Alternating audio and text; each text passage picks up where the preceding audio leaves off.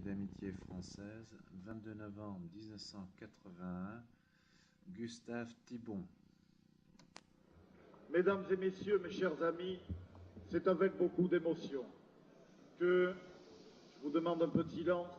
C'est avec beaucoup d'émotion, de respect, de piété filiale que j'accueille parmi nous Gustave Thibon. On ne présente sans doute pas pour la majorité d'entre vous Gustave Thibon.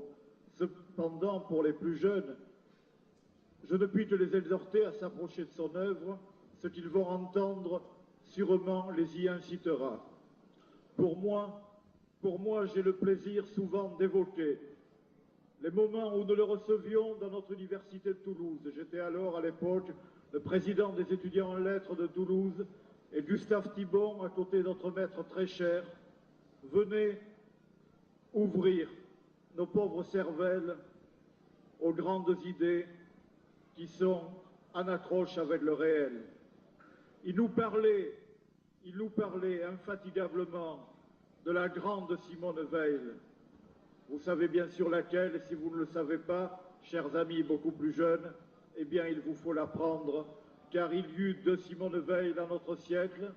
C'est la seconde que notre triste siècle a jugé bon d'encenser pour son œuvre de mort.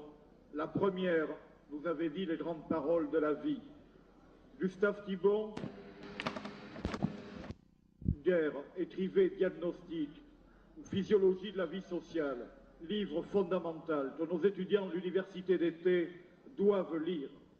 Et puis, Gustave Thibon, tout simplement, qu'en dire? Eh bien, vous le savez, je vais tout simplement lui laisser la parole parce que ce qu'il va nous dire est essentiel et grave. L'éducation d'aujourd'hui, l'enseignement d'aujourd'hui, produira-t-il encore des hommes, ces hommes si nécessaires à la vie de cette cité que nous aimons? Merci Gustave Thibon.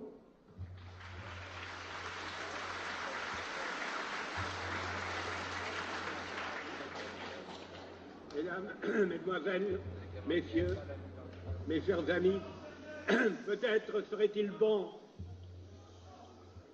de régler cet instrument d'orthopédie de la parole, qui évidemment est un peu gênant pour le visage de l'orateur qui a l'habitude de remuer, défaut bien méridional. Enfin, je suppose qu'on m'entend. Bon. Comment? Plus fort, hein? Voilà. Eh bien, laissez-moi vous dire d'abord que je me réjouis de me trouver parmi vous ce soir, dans une atmosphère si cordiale et si fraternelle. Beaucoup de choses ont été déjà dites sur la crise contemporaine, sur nos gouvernants, sur l'école telle qu'elle se présente. Je ne les répéterai pas, elles ont été dites fort bien, et en plus, je me sens tout de même relativement intimidé, car je n'ai rien de comparable aux orateurs qui m'ont précédé, qui ont non seulement des idées, mais qui ont un tempérament de tribun. Moi, personnellement, ce n'est pas un tempérament de tribun. Oui. Et je vais vous faire un aveu qui va peut-être vous surprendre un peu. Je préfère parler de petits groupes qu'à de grands groupes. Parce que, devant les grands groupes, souvent le coefficient intellectuel baisse un peu par l'esprit de groupe. Mais je suppose que ce n'est pas le cas. Dans tous les cas, je ne m'adresse pas à une masse, je m'adresse à chaque individu et à chaque âme qui compose cette masse. J'ai en horreur d'ailleurs le mot masse qu'on applique aux groupes humains. Quel vocabulaire emprunté à la physique, la volonté des masses, l'espoir des masses. Eh bien, je trouve ça bien massif, précisément.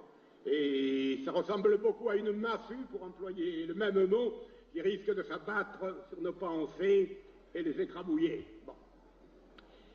Alors, nos enfants seront-ils des hommes dans le monde de demain?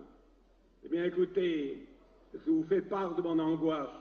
Une angoisse qui ne porte plus sur moi-même, car depuis bien longtemps, je suis persuadé que mon avenir, eh bien, se limite à la mort, ou si vous préférez, à l'éternité. Mais l'angoisse, je l'éprouve pour les hommes, pour les plus jeunes en particulier. Une angoisse extrême. Mais qui dit angoisse, dit également espérance. Car on n'a jamais angoissé quand on n'espère pas. Quand on n'espère plus, on n'est pas angoissé, on est désespéré, tout simplement. Eh bien, ce n'est pas le cas. Nous refusons absolument le désespoir, même si par impossible, nous devions être vaincus. Il faut lutter jusqu'au bout. J'ai fait ma devise d'un beau vers de Victor Hugo, qui le prête à Thémistocle, résistant aux Perses. Tout le monde lui disait, vous serez vaincu, on ne résiste pas aux Perses. À quoi il a répondu? Ce n'est pas Thémistocle qui a répondu, mais en esprit, il a répondu comme ça. Victor Hugo lui fait dire, pour les vaincus, la lutte est un grand bonheur triste qu'il faut continuer le plus longtemps qu'on peut. Et c'est en continuant le plus longtemps qu'on peut que, comme Thémistocle, les vaincus finissent par devenir des vainqueurs. Oui.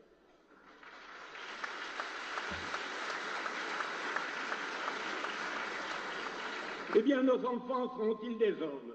Il faudrait d'abord se demander s'ils seront, pour commencer, s'ils existeront. Car quand on voit ce que représente actuellement la démocratie occidentale, la dépopulation qui nous menace par la contraception, par l'avortement, par la liberté sexuelle, qui devient la négation de la finalité sexuelle, car vous savez que nous vivons sous le signe de la pilule et de l'avortement. Encore une des incohérences de notre régime. D'une part, eh bien, on augmente les allocations des familles nombreuses, et de l'autre, on paie les avortements, n'est-ce pas? Oui. Enfin, c'est un peu contradictoire. Je proposerais que le budget de l'avortement, eh bien, on le consacre à l'aide aux familles nombreuses. Ça me paraîtrait infiniment plus logique. Mais ceci est une autre histoire, n'est-ce pas? Bon, mais supposons que des enfants naissent, il en naîtra certainement. J'espère qu'il en naîtra plus qu'aujourd'hui. Ces enfants-là seront-ils des hommes, n'est-ce pas? Ouais. Eh bien, qu'est-ce qu'un homme, justement? C'est très curieux. Qu'est-ce qu'un homme? Voyez-vous, le sens varie suivant qu'on emploie le mot homme comme substantif ou bien qu'on emploie le mot humain comme adjectif. Quand nous disons, par exemple, d'une action bonne ou héroïque, nous disons spontanément « ça, c'est d'un homme ». Ou bien d'un homme que nous méprisons, nous disons « ce n'est pas un homme ». Quand on a dit ça, on a tout dit. Et d'autre part, quand nous parlons de certaines faiblesses, des défauts, des péchés des hommes, nous soupirons et nous disons « c'est humain ». C'est humain, oui, c'est bien humain, ça et là. Il y a même un mot allemand dans le patois bavarois qui, pour désigner la misère, la bassesse de l'homme, eh bien, dit simplement « es Menschet ». C'est-à-dire, je traduis, enfin, il n'y a pas de mot en français, ça homme, ça sent l'homme. Donc, ce n'est pas fameux. Alors, voyez-vous, l'important, ce serait de se rapprocher du sens du substantif. C'est d'un homme. Eh bien, un homme, c'est un être conscient et libre. Non pas libre de faire n'importe quoi, mais d'obéir consciemment et librement, précisément, à la loi inscrite dans sa nature d'homme, comme l'animal obéit inconsciemment à sa nature d'animal. Ce qui signifie être un homme, c'est avoir la faculté de réaliser les valeurs vers lesquelles nous oriente notre essence humaine, n'est-ce pas? Et ces valeurs-là, c'est la vérité, c'est le bien et c'est le beau, les transcendantaux des philosophes. Je le répète, être libre, ce n'est pas faire n'importe quoi, oui. Être libre, disait Bossuet, ce n'est pas faire ce qu'on désire, c'est faire ce qu'on doit, répondre à l'exigence qui est dans notre nature. Et quelle est cette exigence? Eh bien, je répète, c'est la vérité et c'est le bien. Vous me direz, c'est bien abstrait. Qu'est-ce que la vérité et qu'est-ce que le bien? Eh bien, je vous répondrai qu'un jour, une dame, quand je parlais d'un sujet semblable dans une assemblée, qui était plus petite que la nôtre, évidemment, m'a interrompu et m'a dit, vous parlez du vrai et du bien. Mais enfin, qu'est-ce que c'est que le vrai et le bien? Alors je lui ai répondu, madame, je ne vais pas m'embarrasser d'une discussion métaphysique. Le vrai et le bien. Intuitivement, nous savons tous ce que c'est, et c'est ce que nous demandons aux autres. Nous n'aimons pas qu'on ne nous dise pas la vérité, nous n'aimons pas qu'on nous fasse du mal. Nous savons très bien ce que c'est quand nous en sommes victimes. Quand ce sont les autres qui sont nos victimes, alors nous le savons beaucoup plus mal. Même les voleurs savent très bien ce que c'est que l'honnêteté, n'est-ce pas? Oui. Et même les gens indisciplinés savent très bien ce que c'est que la discipline quand elle est à leur avantage. Je me souviens un jour dans je ne sais quel défilé où il y avait un groupe anarchiste, comme ces braves gens s'égayaient un peu partout, le chef anarchiste, tenez-vous bien, s'était crié « Mais allons, un peu de discipline, nom de Dieu, les gars !» C'est merveilleux, de la part d'un anarchiste, n'est-ce pas? On y revient automatiquement, oui. Autrement dit, eh bien, pour nier même certaines valeurs, il faut se servir de ces valeurs mêmes, oui. Par exemple, à courte échéance, l'antimilitariste, dès qu'il obtient le pouvoir, le militant, vous voyez, les mots sont les mêmes, devient militariste dès qu'il obtient le pouvoir. Trotsky a dissous l'armée du tsar, non à l'armée du tsar, mais peu de temps après, c'était oui à l'armée du peuple, vous comprenez. Alors l'antimilitariste, c'est rigolo, ça dépend des opinions. J'ai lu un jour où je voyais en Allemagne, il n'y a pas tellement longtemps, distraitement, il y avait un journal qui traînait dans le train, je l'ouvre, il y avait un article sur l'antimilitarisme dans lequel il était dit, je traduis comme je peux, toute nation a une armée. Si ce n'est pas la sienne, c'est celle d'une autre nation, qui l'occupe tout simplement. Oui, nous n'avions plus d'armée en 40-44, nous avons eu celle des Allemands, que voulez-vous. Nous risquons d'avoir une armée venue de plus loin, dans l'Est également, si nous n'avons pas les moyens de nous défendre. Bien. Alors le problème s'ouvre par là. Comment former des hommes libres? Comment préparer nos enfants à la liberté? Comment les préparer à choisir le meilleur, à choisir le vrai et le bien, et à le choisir de telle façon, eh bien, que l'évolution terminée, ils n'auront même plus à choisir, ils le feront spontanément. Simone Weil, la grande, je m'empresse de le dire, disait qu'au fond, le choix est une notion de bas niveau. À un niveau supérieur, on n'a plus à choisir, on est attiré instinctivement vers le bien. Si le choix était la valeur suprême, le choix subsisterait dans l'éternité. Or, dans l'éternité, nous ne serons plus libres dans ce sens où nous ne pourrons plus choisir ou ne pas choisir Dieu. Ce sera fait une fois pour toutes, n'est-ce pas? Mais la véritable éducation, c'est cela, c'est l'éducation de la liberté. Mais empressons-nous de dire qu'elle comporte une part de dressage, c'est-à-dire de contrainte, ce que l'école moderne veut de moins en moins, et ce que les lois, les réformes qui se succèdent avec la rapidité avec laquelle les feuilles mortes voltigent dans le vent, ce qu'elles ignorent totalement, oui. Aujourd'hui, on traite de plus en plus les enfants comme s'ils jouissaient presque automatiquement de la faculté de choisir le meilleur. On vous parle sans cesse de spontanéité, je voudrais bien savoir ce que ça veut dire. D'autant plus que les enfants, eh bien, n'en veulent plus d'une certaine spontanéité dirigée, provoquée, imposée. Je me souviens, on m'a rapporté en Amérique la réflexion d'une petite fille. Il y avait une classe de spontanéité au début, où chacun faisait exactement tout ce qu'il voulait, ou posait n'importe quelle question, n'est-ce pas? Alors la petite fille, en rentrant, parce qu'au fond, elle n'était pas tellement créative, elle s'ennuyait, d'un air morose, elle dit à la maîtresse, « Madame, c'est aujourd'hui qu'on est obligé de faire tout ce qu'on veut. » Ouais. Ben, vous voyez, ça se retourne à l'envers.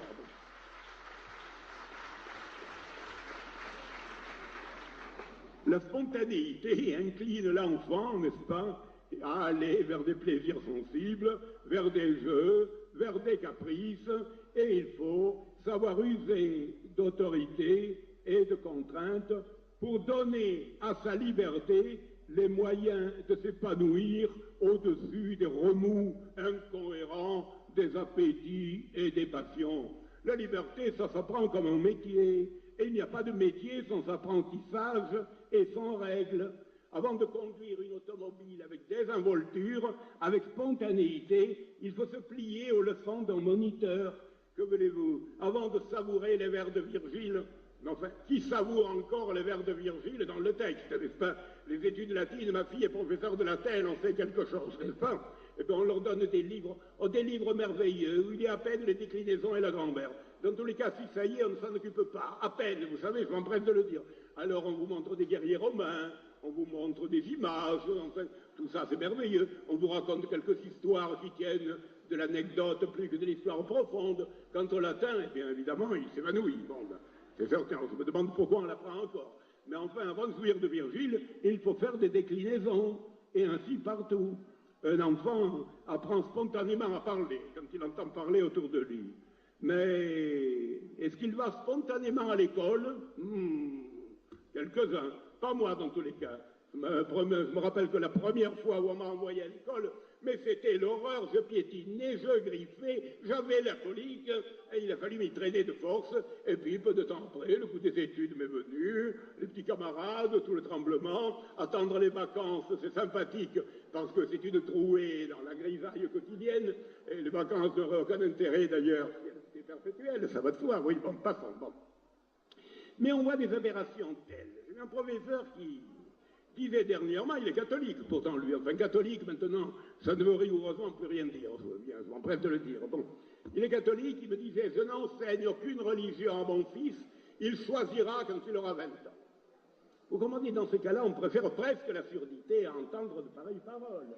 Parce qu'enfin, alors je lui ai répondu, mais enfin, pourquoi lui apprenez-vous la langue française, enfin? C'est contre sa spontanéité, pourquoi vous ne lui apprenez pas le turc ou le chinois, ou bien rien du tout? Comme on n'apprend aucune religion pour qu'il choisisse à 20 ans. Et alors à 20 ans, il choisira sa langue, si c'est le français, le japonais. Mais comme il n'en connaîtra aucune, il n'en choisira aucune. Et il jappera comme un petit chien. Parce que tout le monde sait que si on n'apprend pas à parler très tôt, on ne parle jamais. Pour la religion, c'est un peu la même chose. Il est libre.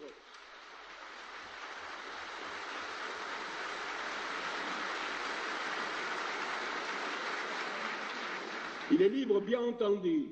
Si à 20 ans il veut changer de religion, personne ne peut l'empêcher. Mais ayant déjà eu une religion, il sera tout de même à même de comparer. Il aura une mentalité religieuse, comme si nous lui apprenons le français, et en même temps il a des nuances d'une autre langue, ou même il apprend d'autres langues, il choisira la langue dans laquelle il veut l'écrire. Mais enfin, il faut tout de même qu'il en sache une. Alors voilà ce on est obligé d'entendre. Supprimer les contraintes, n'est-ce pas?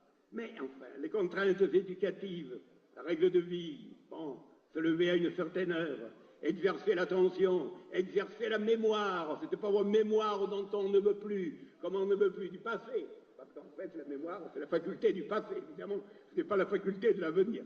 Tout est prospective maintenant, mais s'il n'y a pas de mémoire, je me demande ce que signifie la prospective. Bon, bien. Eh bien, tout cela, ces fameuses contraintes, eh bien, contribuent, en dressant les mécanismes humains, à fournir à la liberté des instruments plus dociles et des matériaux plus élaborés. Le poète disait que tout commence en refus et finit en largesse. C'est très beau, oui. On commence, la voie étroite débouche sur le pays sans frontières. Et c'est vrai dans tous les domaines. Mais si on veut tout faire commencer en largesse, comme on le fait pour beaucoup d'études, eh bien tout risque de finir en refus. Des voies très larges pour apprendre le latin, je le disais à l'instant, le latin qu'on ne sait pas, n'est-ce pas? On nous dit également, alors c'est un des thèmes de l'éducation d'aujourd'hui, on ne peut rien imposer à l'enfant qu'il ne comprenne pas. Il faut qu'il comprenne tout. Et quand il a 1 an, quand il a 2 ans tout de même, quand il a 3 ans, évidemment lui expliquer le mieux possible, tout à fait d'accord, on n'est pas des brutes. Mais là où il ne comprend pas, parce qu'il est trop petit, et là où il ne veut pas comprendre, n'est-ce pas, parce qu'il est déjà un peu mal incliné, eh bien il faut user de cette simple force, la plus grande force éducative qui soit, la nécessité. Est-ce qu'on nous dit qu'on en fera des névrosés et tout ça, s'ils ne comprennent pas ce qu'on leur fait faire? Mais enfin, est-ce que le feu avec lequel tous les enfants jouaient se sont brûlés, est-ce que le feu daigne expliquer aux enfants en vertu de quelle loi de la physique ils brûlent? Pas du tout. Mais quand ils se sont brûlés, ils retirent leur doigt du feu, ils n'y mettent plus le doigt, ma foi, ils ne sont pas plus névrosés pour ça. Il ne faut pas qu'on se moque de nous. Et voilà.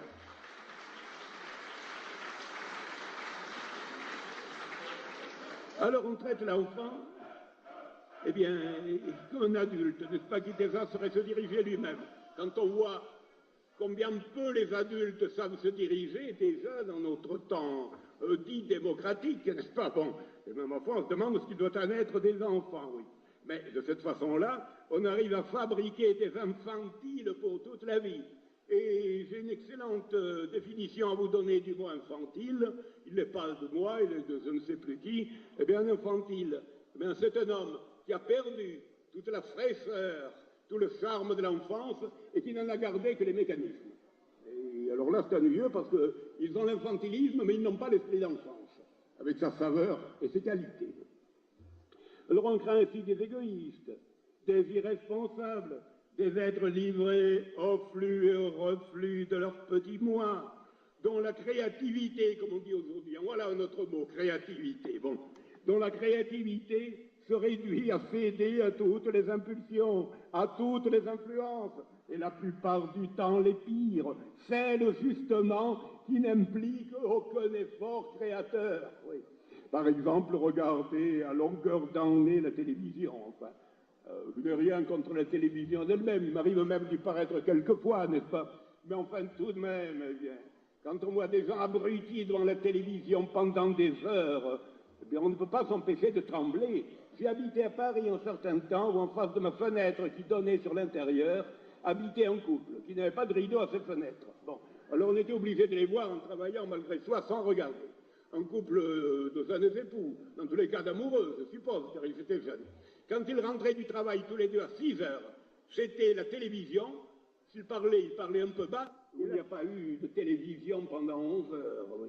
Alors il paraît que ça a quand même augmenté la natalité, oui, on nous a dit. Parce que comme ils n'avaient plus la télévision, ben, les époux s'occupaient à autre chose.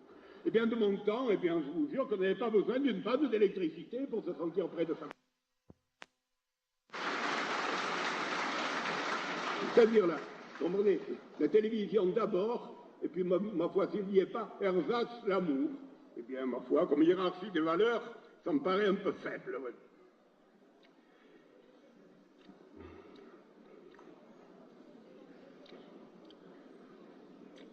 Enfin, comme si l'enfant, eh bien, pouvait tirer tout de son propre fond presque, ou de quelques petites vagues indications, n'est-ce pas, sans qu'on lui inculque une tradition et ses règles, n'est-ce pas, oui.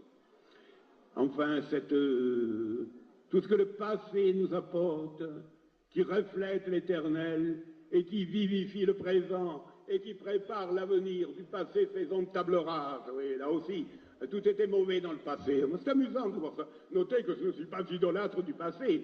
Il y avait des bêtises dans le passé comme aujourd'hui. Je parle de retenir du passé ce que le passé a apporté de meilleur.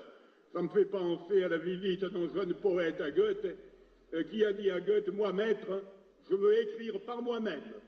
Je ne veux rien savoir de ce qui a été dit avant moi. Je ne veux lire aucun poète antérieur, je veux tout créer. Alors Goethe, méditatif, lui a répondu, je comprends bien, vous vous suffisez pour être un imbécile. Eh bien, c'est exactement ça. Et que sera alors, on tremble, de ces petits dieux, isolés dans leur cocon, tissés d'abord par leur égoïsme personnel, et c'est à peine leur faute, et par la démission des parents et des éducateurs, n'est-ce pas, oui.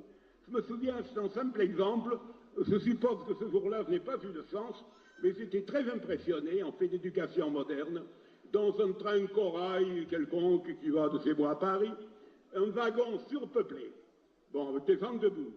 À 10 ans, montent 3 vieilles dames qui vraiment ne tenaient pas sur leurs jambes. Bon, personne ne s'est levé pour offrir une place.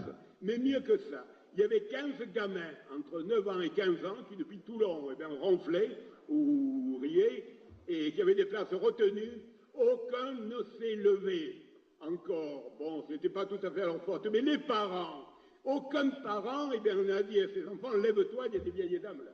Ils étaient là bien assoupis. Ces mêmes enfants qui, quand il y a de la place pour tout le monde, vont toujours d'un bout du wagon à l'autre. Eh bien, les parents sont obligés de leur dire, tiens-toi tranquille, ne cours pas comme ça. Mais là, ils étaient bien vautrés. Mais alors, on frémit, vous comprenez, l'enfant roi, comme on dit, c'est bien joli, mais qu'est-ce qu'ils deviendront demain? Tous ces petits rois sans royaume, aussi égoïstes les uns que les autres, qui prendront le reste de l'humanité pour leur sujet, qui leur obéira, qui les sauvera. C'est extrêmement inquiétant pour l'avenir, oui. Mais c'est au fond, voyez-vous, dans cet art de l'éducation, c'est au fond la même impuissance devant les responsabilités qui crée d'une part l'enfant refusé, soit par la contraception, soit par l'avortement, et l'enfant roi. c'est exactement le même réflexe. Ou bien on n'a pas la force de lui donner la vie, ni la vertu, ou bien s'il vient à naître, on n'a pas la force de l'élever, de le diriger, de le contraindre un peu.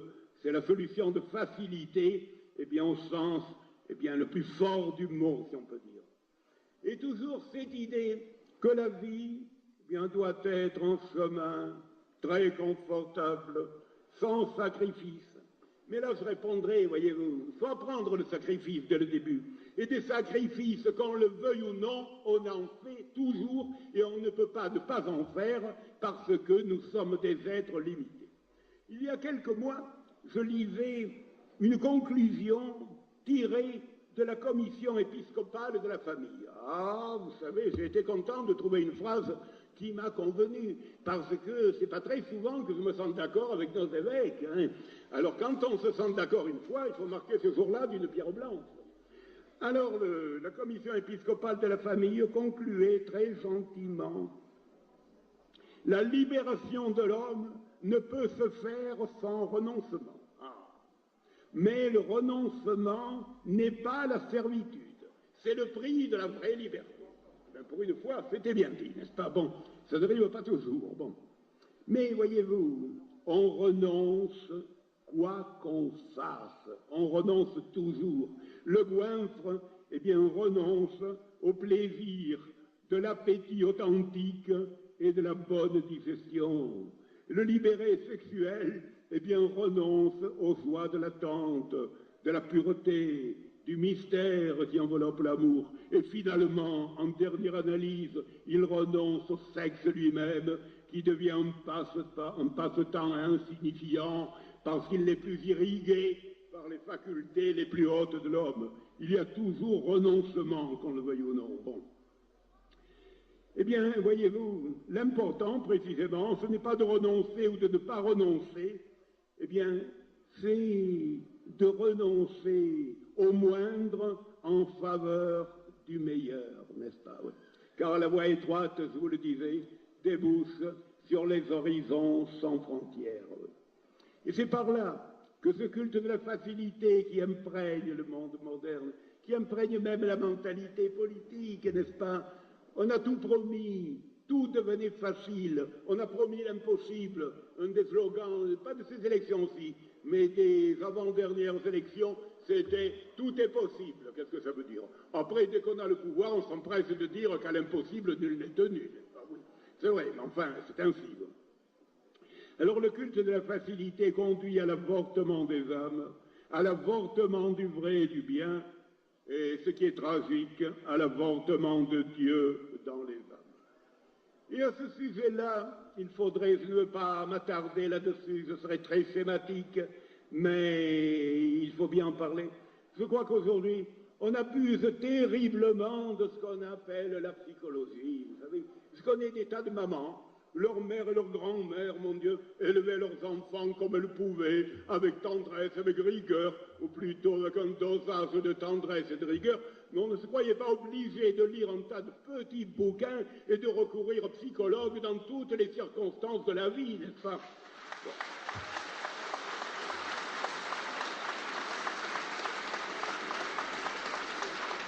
Dans une époque, justement, où on ne parle que de spontanéité, eh bien, là où il en faudrait, on n'en a pas. On veut toujours des trucs, on veut toujours des petites recettes, et mon enfant, il a ceci, il a cela, et pourvu qu'il n'a pas de complexe, et pourvu que, il n'y a qu'à faire ce qu'on peut, et qu'à faire ce qu'on doit, l'envelopper de tendresse, et puis en faire en même temps, eh bien, de certaines règles, eh bien, qui ne doit pas franchir, et qui s'imposent comme s'impose la force des choses. Quand vient la psychologie, il n'y a rien contre, vous comprenez. Elle a fait des progrès extraordinaires dans notre époque.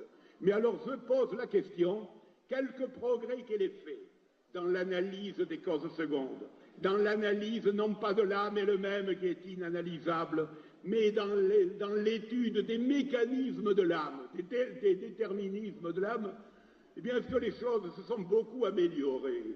Depuis qu'il y a tant de psychologues, mais est-ce que les gens se portent mieux psychologiquement? Enfin, diable, il semble que ce soit plutôt le contraire, avoir la montée des névroses et des sens insatisfaits qu'on nous signale de tous les côtés. La sexologie, il n'y a que ça. On ne parle que de ça. Il n'y a pas de bibliothèque de gare où il n'y ait pas un petit bouquin sur l'art d'exploiter les richesses du couple, ainsi de suite. D'abord, le couple, ce n'est pas un filon, n'est-ce pas, qu'on exploite comme une mine d'or. Bon. Et est-ce que vraiment les amoureux sont plus fervents, les époux plus fidèles? Est-ce qu'il y a moins de divorces? Est-ce qu'il y a moins...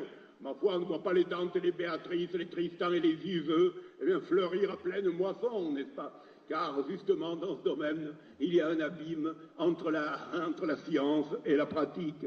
Et la science, en plus, je le répète, en tant que science, eh bien, elle ne concerne que les mécaniques, que les mécanismes et les conditionnements de l'âme, et non pas l'âme elle-même, qui est un foyer de liberté et d'amour. Et qui dit liberté, eh bien, dit que ce n'est plus objet de science, car la science porte sur des déterminismes. La liberté introduit l'imprévisible, elle ne peut pas être un objet de science. Et puis même, dans la mesure où elle est une science, qu'en ce qui concerne les déterminismes de l'âme, eh bien, c'est la plupart du temps une demi-science ou une fausse science.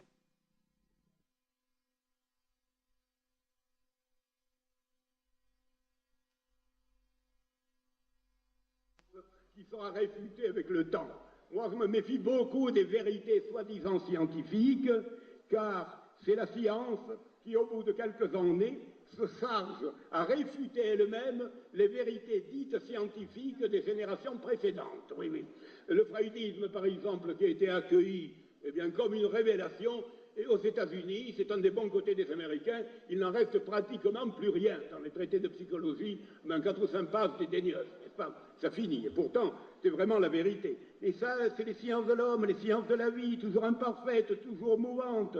C'est comme la vérité médicale, par exemple. Oui, il y a une vérité médicale dans l'art opératoire. Il y a une vérité médicale dans la description des maladies et même dans les remèdes de quelques-unes. Dans ce qui concerne l'ensemble des maladies, les régimes favorables ou défavorables à l'homme, eh bien, je m'empresse de vous dire que la médecine, c'est comme la psychologie. Eh bien, quand on a vieilli un peu, on a tout vu, vous comprenez, oui. Et il n'y a qu'à voir avec quel dédain les médecins d'aujourd'hui, eh bien, parlent du côté infantile de la médecine qui les a précédés. Ce qui laisse supposer qu'en l'an 2010, on parlera avec le même mépris de la médecine de 1980. Je me souviens des questions de régime. J'ai connu l'époque pasteurienne encore. L'époque pasteurienne où il était considéré comme un crime contre sa santé d'avaler la moindre crudité parce que c'était la peur du microbe de la petite bête. Je vois le père de Simone Veil, la grande, qui était un élève de Menzlikov et qui était imbu de ces idées-là. Un jour, je marchais une herbe dans les champs, machinalement. Il m'a dit « Malheureux, tous les microbes que vous avalez, là !» Bon, je lui ai fait remarquer que le terrain était au moins aussi important que le microbe. Bien. La génération d'après, ça a été la découverte des vitamines. Alors j'ai connu des tas de gens qui mangeaient tous les aliments crus à ce moment-là, quitte évidemment à se détraquer le type digestif. Et puis on a vu autre chose. Mais excusez-moi cette interruption, cher Gustave Thibon. Une mère a perdu son petit enfant depuis 3/4 d'heure, qui a 6 ans. J'en profite pour demander un peu de silence. C'est quand même la moindre des choses dans une journée d'amitié française. On ne défend pas, vous comprenez, un certain nombre de valeurs avec une certaine goujaterie. Permettez-moi de vous le dire aussi.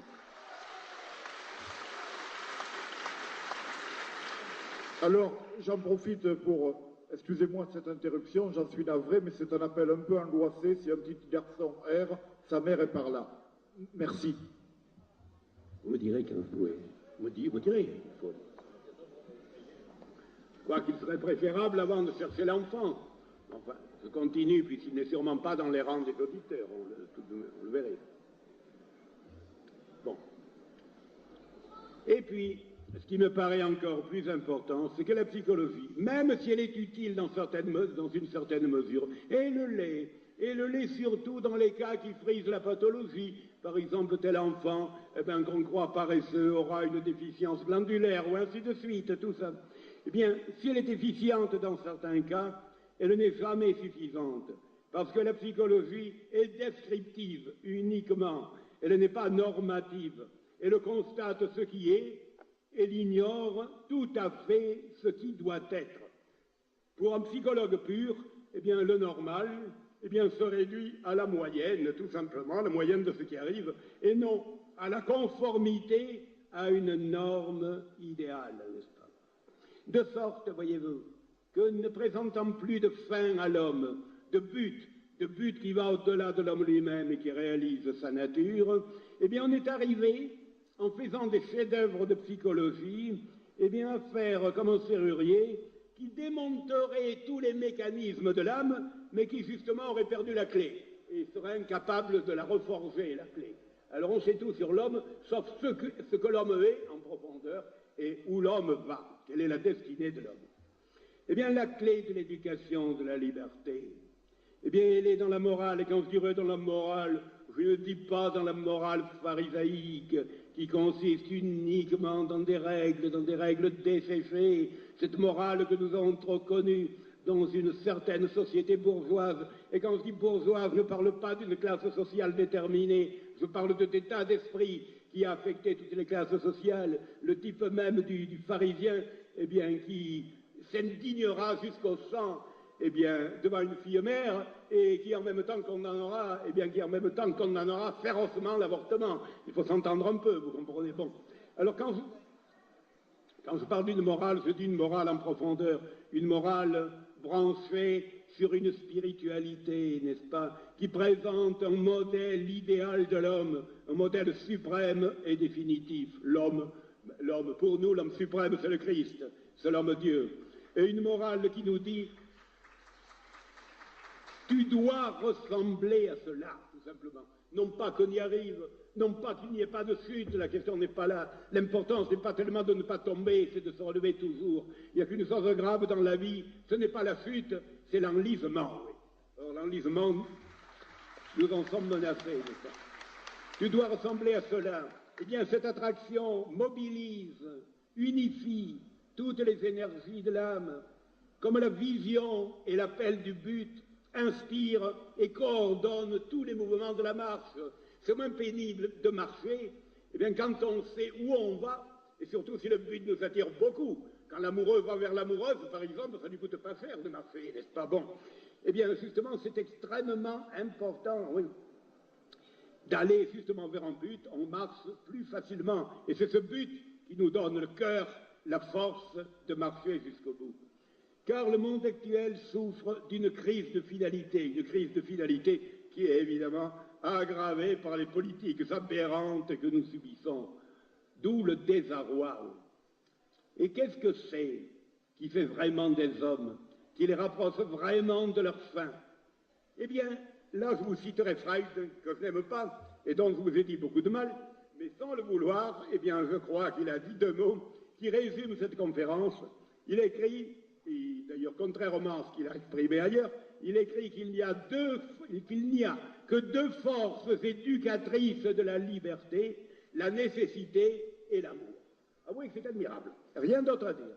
La nécessité, eh bien on n'est pas libre tant qu'on ne sait pas mesurer avec la nécessité, tant qu'on n'a pas subi quelque chose d'irréversible, tant qu'on n'a pas vécu dans l'irréparable, tant qu'on n'a pas eu de responsabilité, tant qu'on n'a pas senti le lien entre un acte et les conséquences d'un acte.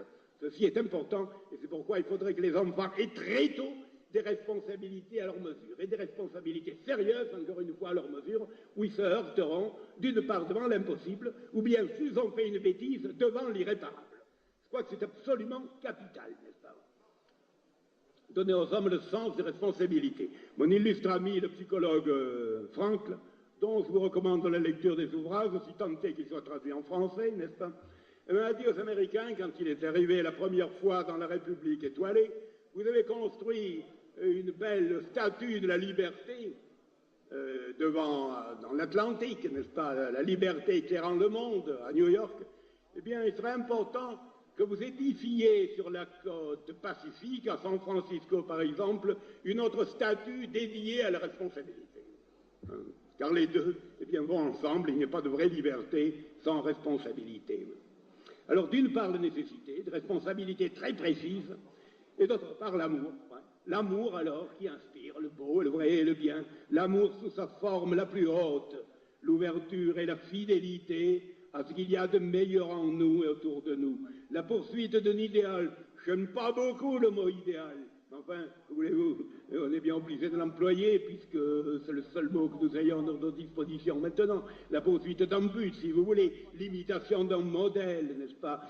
Et à travers, évidemment, toutes les contradictions, toutes les médiocrités de l'existence, que notre vie, même avec ses défaillances, eh bien, soit un défi perpétuel, surtout, je le répète, à la médiocrité encore plus qu'au mal, parce que la médiocrité, eh bien, c'est quelque chose qui arrive à corrompre même toutes les vertus. Eh bien, cet amour, cet idéal, je crois que les jeunes en ont besoin plus qu'on ne croit. Je me souviens d'une jeune fille qui a été attirée par la secte de Moon, d'où ses parents l'ont tirée à grand-peine, et où elle avait laissé beaucoup de plumes et beaucoup de cheveux plutôt. Bon, eh bien, sa confession, ça a été celle-ci. J'étais seul, j'étais mal dans ma peau, j'étais dégoûté des certitudes de mes parents. Oui, il y a des parents qui assènent des certitudes, en effet, comme on assène des coups de bambou, vous comprenez? Et c'est pas très drôle pour les enfants. Mais Moon, lui, eh bien, me demandait beaucoup. Bon, alors j'y suis allé. Eh bien, oui, il obtient beaucoup parce qu'il demande beaucoup. Oui.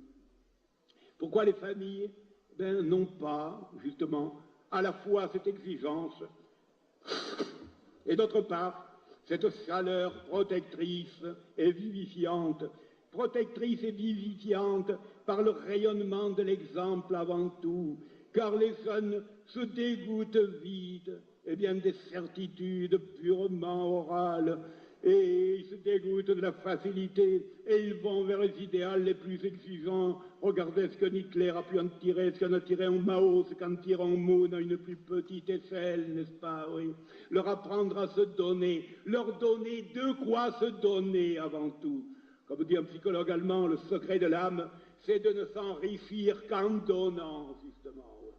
Et c'est pourquoi je ne peux que gémir sur le déclin d'une religion sans exigence, de moins en moins d'exigence, toute facilité. On peut faire n'importe quoi, et le bon Dieu sera là, toujours souriant. Moi, je vois bien, Dieu est infiniment miséricordieux, mais miséricorde et facilité n'ont rien à faire ensemble, n'est-ce pas? Oui.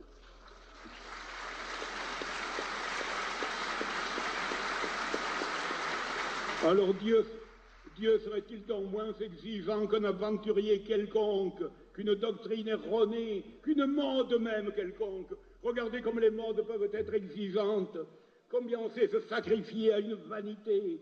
Enfin, j'ai connu des tas de femmes, vous savez, à l'époque de la ligne haricots verts, eh bien, ce qu'elles faisaient pour maigrir, eh bien, il y a peu d'ascètes qui l'auraient fait, n'est-ce pas? Elle savait se sacrifier, puis on dit que l'homme n'a pas besoin de sacrifice. Oui. À l'époque des talons aiguilles aussi, eh bien, supporter ces chaussures délirantes, n'est-ce pas, et se tordre le pied à chaque pas, on savait le supporter. Et à l'époque des mini-jupes, hein, on a pu se geler, eh bien, le bas du corps, hein, confortablement, on le faisait quand même. Oui.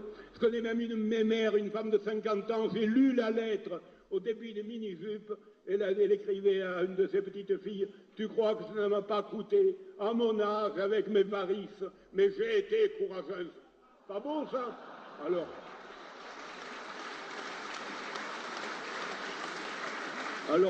si on a le sens de la cesse et du sacrifice pour ça, on devrait l'avoir pour les valeurs supérieures tout de même. C'est tout le problème de l'homme, un problème de renversement. L'héroïsme, nous l'avons tous en nous. Seulement, nous l'avons en général pour des objets très inférieurs et qui ne le méritent pas, c'est tout. Mais enfin, je trouve que la situation de la jeunesse est confortable aujourd'hui. Non pas confortable, mais attirante, je veux dire. Parce qu'autrefois, la jeunesse par nature, je me souviens comment j'étais quand j'étais jeune, elle est anticonformisme. Et le pharisaïsme des parents, pharisaïsme vrai ou faux, il y a toujours un peu de pharisaïsme dans toute vertu, à moins d'être des saints, ça va de soi. Ça les dégoûte très vite, alors ils sont anticonformisme. Alors quand le conformisme est du côté de la morale, de la vertu, de la tradition, eh bien ils deviennent anarchistes, anticonformistes. Mais maintenant que le conformisme est du côté de l'immoralité, du pansexualisme, eh bien, on peut avoir la joie eh bien, d'unir l'anticonformisme au respect de la tradition et de la tradition éternelle. Avouez que c'est une situation privilégiée, enfin. Quand une brave fille vient me trouver, qui a un peu de confiance en moi, qui me dit « Monsieur Thibon, vous croyez qu'on peut à 18 ans être vierge sans être névrosé ?» Parce qu'on lui avait bourré le mou. et qu'on lui disait c'était complexe, tu comprends, dépêche-toi, on lui faisait un devoir moral de cesser d'être vierge. Dans ma foi, on fait de morale, ma foi, j'aime encore mieux la morale traditionnelle, que voulez-vous, oui. Bon, passons. Eh bien, voilà, eh bien, je crois qu'il est bon de conclure. Voyez-vous, ne nous y trompons pas. Nous sommes à un tournant inédit de l'histoire, où nous aurons besoin d'être des hommes au sens le plus fort du mot. Car qu'est-il arrivé? L'homme d'aujourd'hui, vous le savez, on l'a dit, redit, mais jamais on ne le réalisera assez, détient des pouvoirs proprement surhumains par rapport à l'homme du passé. Voyez les progrès prodigieux accomplis par les sciences et par les techniques, les possibilités indéfinies qui nous sont ouvertes de déplacement, de communication, de bien-être, de destruction aussi, hélas, n'est-ce pas? Et ces progrès surhumains, n'est-ce pas, qui sont des progrès des moyens dans l'ignorance totale de la fin, risquent de tourner à la dénaturation de l'homme. Une jeune sociologue écrivait que justement l'erreur de notre époque, c'est de placer la fin dans la multiplication des moyens. Cela va très bien, dans la multiplication et le perfectionnement des moyens. Des moyens de plus en plus perfectionnés, mais pourquoi faire, comme disait Nietzsche, comme disait Bernanos? Eh bien cela, on ne le sait pas. Oui. Eh bien nous avons besoin précisément de le savoir et nous sommes ici pour l'apprendre. Nous avons besoin d'être des hommes, de vrais hommes, pour résister aux facilités d'aujourd'hui qui ne dureront pas toujours et pour résister sans doute aux terribles difficultés de demain. Nous avons besoin d'une fin très haute pour dominer l'énormité de nos moyens et pour dominer peut-être également demain l'absence effroyable de moyens. Car enfin, vous savez, elle est vulnérable, notre civilisation. Oui. Il suffirait d'une bombe sur les centrales électriques et partout pour plonger une ville dans l'agonie. Hein. Elle est merveilleuse comme moyen qu'elle nous offre, mais elle est d'une fragilité inédite dans l'histoire. D'où justement la nécessité d'une ascension spirituelle, d'un retour vers le pôle divin de notre destinée. Ben, nos enfants seront-ils des hommes? C'est toute la question. Pour être des hommes demain, nous aurons besoin de dépasser l'humain, le trop humain en nous. Car nous sommes à l'heure où tout peut être détruit, comme tout peut être sauvé. Oui. Pour tout détruire, l'homme se suffit à lui-même. Il en a les moyens, n'est-ce pas? Il a les moyens de tout détruire. Il a également les moyens de s'enliser dans la médiocrité et dans les conditionnements. Il a même le moyen de faire exploser la terre. Mais pour tout sauver, alors, nous n'avons pas les moyens. Nous avons besoin d'un secours venu du monde invisible, sans lequel le monde visible n'a plus de sens ni de but et pense irrésistiblement vers le néant dont Dieu l'a tiré. Eh bien, justement, l'accélération de l'histoire mène au chaos, mènera fatalement au chaos et à la mort sans cette vision et cette adoration de l'éternel. Les penseurs même profanes le disent, le sentent, Malraux l'a dit et redit, Ionesco, avec la verdeur de son langage, l'a dit, aujourd'hui, eh bien, l'alternative est uniquement entre Dieu et la merde. C'est bien dit, mais je vous prie de croire que c'est vrai, justement. Eh bien, nous avons besoin pour cela de cette liberté souveraine à l'égard de nos conquêtes matérielles, à l'égard des conformismes sociaux, car nous vivons dans le siècle du bourrage de crâne et du lavage de cerveau, ce qui semble contradictoire et ne l'est pas. On lave d'abord le cerveau pour mieux le bourrer après, n'est-ce pas? C'est-à-dire on le lave de la vérité pour mieux le bourrer de mensonges, hein, c'est clair, bon. À l'égard des vanités terrestres, toutes ces vanités dont nous portons le germe en nous-mêmes par le péché originel, nous avons besoin de cette liberté qui n'est pas absolue, de cette liberté qui est une obéissance suprême, car on obéit toujours, soit aux forces d'en haut, soit aux forces d'en bas. Et je peux conclure par le mot de Sénèque que Saint Paul aurait pu prononcer, qu'il a prononcé aussi, qui est un mot humain et qui est aussi un mot chrétien. Il n'y a qu'une seule liberté, c'est d'obéir à Dieu. Parere Deo, libertas est.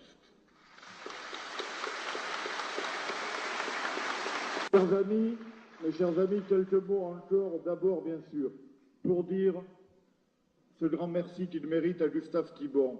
Gustave Thibon a souvent dit, et même écrit, qu'il ne voulait pas être maître à penser. Nous l'acceptons puisqu'il nous le dit, mais il a toujours dit qu'il était un maître à faire penser. Et je me permets d'une manière peut-être un peu solennelle, de rappeler une chose que je rappelle souvent aux étudiants du Centre Henri et André Charlier. Une chose que j'ai apprise, bien sûr, et d'abord de la revue itinéraire, c'est que la première des réformes, la réforme intellectuelle et morale que nous voulons apporter à la société, c'est d'abord en nous-mêmes qu'il faut l'introduire.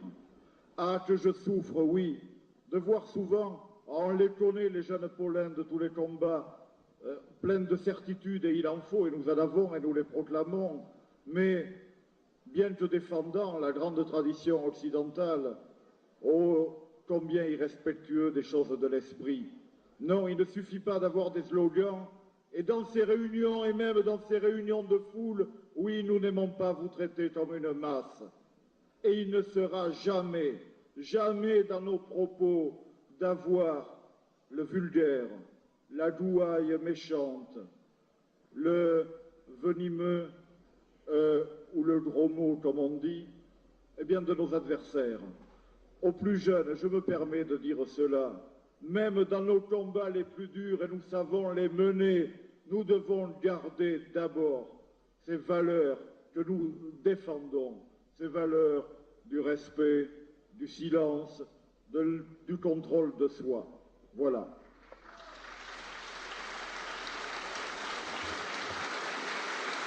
Donc, merci Gustave Thibon, et merci qu'ainsi, aujourd'hui encore, votre grande œuvre puisse être approchée, car